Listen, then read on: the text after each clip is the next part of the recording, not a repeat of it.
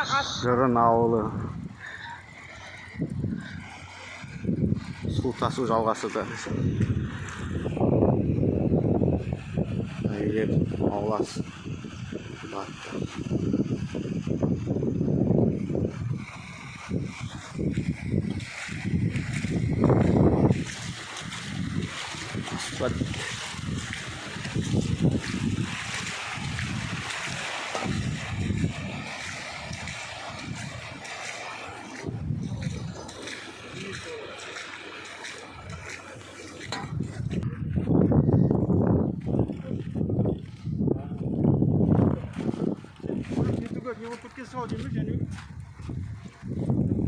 Блогер болайын дедің ғой.